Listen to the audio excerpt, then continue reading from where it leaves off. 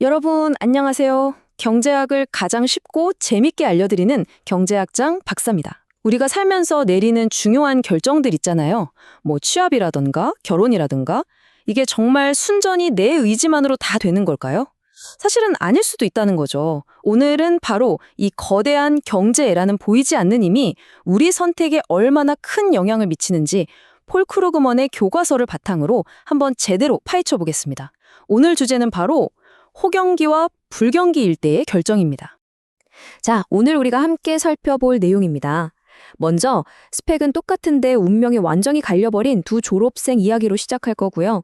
이 이야기를 통해서 경제가 우리 인생의 선택지를 어떻게 바꾸는지 알아볼 겁니다. 그리고 경제학 교과서에서 말하는 합리적 선택이라는 게 과연 현실에서도 말이 되는지, 또 현실의 우리를 설명하는 행동 경제학은 뭔지 짚어볼게요. 마지막엔 깔끔하게 요약해드리고 여러분이 곰곰이 생각해볼 만한 질문 하나를 던져드리겠습니다. 그럼 바로 시작해볼까요? 네, 그럼 첫 번째 파트, 두 졸업생, 다른 운명, 바로 시작해보겠습니다. 이게 정말 흥미로운 실제 이야기거든요. 자, 여기 두 사람이 있습니다. 케이틀린과 메건, 오늘 이야기의 주인공들이죠. 이 둘은요, 같은 대학에서 똑같이 생물학을 전공했어요. 스펙? 거의 복사 붙여넣기 수준으로 비슷했습니다. 그런데 딱 하나, 졸업한 시점이 불과 몇 년 달랐다는 그 이유 하나만으로 이 둘의 인생 경로가 완전히 다른 방향으로 흘러가게 됩니다. 대체 무슨 일이 있었던 걸까요? 먼저 케이틀린 얘기부터 해볼게요. 그녀는 2010년에 졸업을 했는데요. 타이밍이 정말 안 좋았어요. 그때가 바로 미국 경제가 최악의 불황을 겪던 바로 그 시점이었거든요. 실업률이 무려 10%를 넘었다고 합니다. 이게 무슨 말이냐면요. 졸업생 10명 중 1명은 그냥 일자리가 없었다는 거예요. 정말 시작부터 캄캄했겠죠? 케이틀린이 보낸 4년간의 시간을 한번 보세요. 2010년에 야심차게 졸업했지만 현실은 스타벅스에서 일을 시작하는 거였습니다. 전공과는 거리가 좀 멀었죠. 1년 뒤에야 겨우 실험실 보조 자리를 구했지만 이걸로 만족할 순 없었겠죠. 그래서 계속 더 나은 자리를 찾아 헤맸던 겁니다. 그러다 제대로 된 직장을 잡은 게 2014년 졸업하고 무려 4년이나 흐른 뒤였어요. 이 4년이라는 시간이 그냥 4년 고생했다 이걸로 끝나는 게 아니에요. 이런 출발은 평생의 소득이나 경력에 계속해서 그림자를 들이우거든요. 참 안타까운 일이죠. 자, 그럼 이번엔 메건의 이야기를 한번 볼까요? 정말 놀랍게도 케이틀린이 4년 만에 그토록 원하던 직장을 겨우 구했던 바로 그 해, 2014년에 메건이 졸업을 합니다. 메건이 졸업할 때의 경제 상황은 완전히 딴판이었습니다.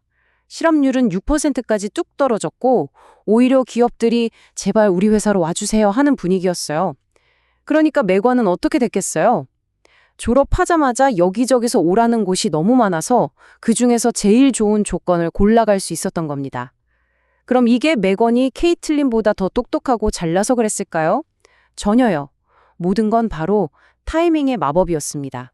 바로 이겁니다. 똑같이 공부하고 똑같이 유능한 두 사람의 길이 왜 이렇게 달라졌을까?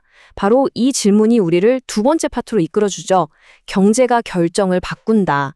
네, 정답은 바로 개인의 힘으로는 어쩔 수 없는 거시 경제에 있었던 겁니다. 두 사람이 마주한 현실이 이렇게나 달랐어요. 왼쪽, 불경기에 졸업한 케이틀린. 선택지가 거의 없죠.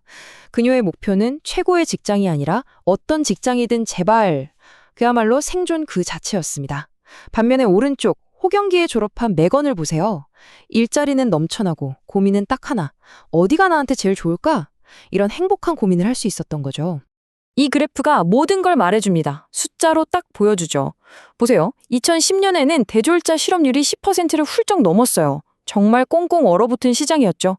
그런데 불과 4년 뒤 2014년에는 이게 6% 수준으로 뚝 떨어집니다. 이 압도적인 숫자 차이, 이게 바로 케이틀린과 메건이 마주했던 현실의 무게가 얼마나 달랐는지를 보여주는 겁니다.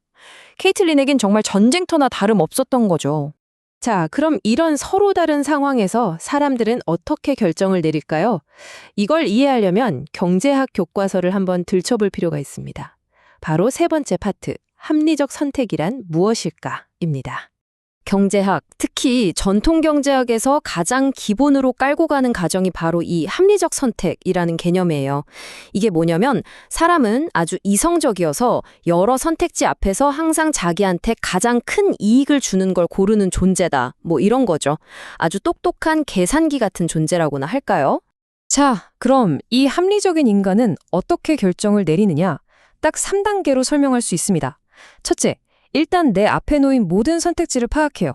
둘째, 그 선택지 하나하나의 장점과 단점, 즉 비용과 편익을 꼼꼼하게 계산하죠. 그리고 마지막 셋째, 그 계산 결과를 바탕으로 나에게 이익을 최대화하는 최고의 옵션을 딱 고르는 겁니다. 아까 봤던 맥원이 바로 이 교과서적인 예시죠. 여러 회사 제안을 놓고 연봉, 복지, 성장 가능성 다 따져보고 제일 좋은 곳을 선택했잖아요. 그런데 말이죠. 여기서 이런 생각이 들지 않으세요? 그럼 케이틀린은요? 케이틀린도 과연 이 3단계를 그대로 따를 수 있었을까요? 그녀의 선택지라고는 이 일자리 아니면 실업, 사실상 이거 하나밖에 없었는데 말이죠. 바로 이 지점에서 전통 경제학의 한계가 드러나고 더 흥미로운 이야기가 시작됩니다. 네, 그래서 등장한 것이 바로 네 번째 파트, 인간의 진짜 행동 경제학입니다. 왜 우리는 교과서처럼 항상 이성적이고 합리적이지만은 않을까? 이 질문에 대한 답을 찾아가는 학문이죠. 이 둘의 관점 차이가 뭐냐면요. 전통 경제학은 일종의 완벽한 설계도 같아요. 인간이라면 마땅히 이렇게 최적의 선택을 해야지 하고 이상적인 모델을 제시하죠. 반면에 행동 경제학은 현장 보고서에 가깝습니다. 실제로 나가서 보니까요, 사람들은 감정에도 휘둘리고 주어진 상황에 따라 전혀 다르게 행동하던데요. 이렇게 현실의 모습을 그대로 들여다보는 거예요. 이 문장이 행동 경제학의 핵심을 정말 잘 짚어주고 있습니다. 인간이 비합리적이라는 것이 아니라 예측 가능하게 비합리적인 방식으로 결정을 내린다. 이게 무슨 말이냐면 우리가 실수하거나 감정적으로 선택하는 것 같아도 그 안에는 어떤 일정한 패턴이 있다는 거예요. 그래서 그 패턴을 연구하면 우리의 행동을 예측할 수 있다는 거죠. 아주 흥미롭죠?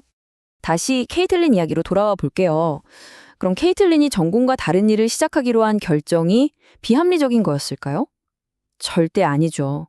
모든 선택지가 막혀버린 위기 상황에서는요, 생존 그 자체가 가장 합리적인 선택이 되는 겁니다. 일단 살고 봐야 하니까요. 어떤 직장이든 구해서 버티는 것, 그게 바로 그 절박한 상황에서 케이틀린이 할 수 있었던 가장 똑똑하고 합리적인 판단이었던 거죠. 자, 이제 거의 다 왔습니다. 마지막으로 오늘 이야기의 핵심을 한번 정리해보고 여러분께 생각해볼 만한 질문을 던져드리겠습니다. 오늘 내용 짱 4가지로 정리해볼게요. 첫째, 내 인생의 운전대는 나 혼자만 잡고 있는 게 아니다. 거시경제라는 거대한 파도 위에 있다는 걸 꼭 기억해야 합니다. 둘째, 교과서 속 완벽하게 합리적인 인간은 그저 이상일 뿐, 현실의 우리는 훨씬 복잡한 존재라는 거. 셋째, 바로 그런 우리의 진짜 선택을 설명해 주는 게 행동 경제학이라는 거고요. 마지막으로 어쩌면 가장 중요한 것, 인생에서 실력만큼, 아니 어쩌면 그 이상으로 타이밍과 운이 중요하다는 것. 케이틀린과 맥건이 그걸 온몸으로 보여줬죠. 그럼 이 질문을 마지막으로 던지면서 오늘 이야기를 마칠까 합니다. 여러분의 인생을 바꿨던 가장 중요한 결정 한번 떠올려 보시겠어요? 그 결정은 모든 걸 완벽하게 계산한 교과서적인 합리적 선택이었나요? 아니면 어쩔 수 없는 상황 속에서 내렸던 최선의 현실적 선택이었나요? 아마 답은 쉽게 내리기 어려울 겁니다. 한번 깊이 생각해 보시는 건 어떨까요? 지금까지 여러분의 경제학 멘토 짱박사였습니다. 감사합니다.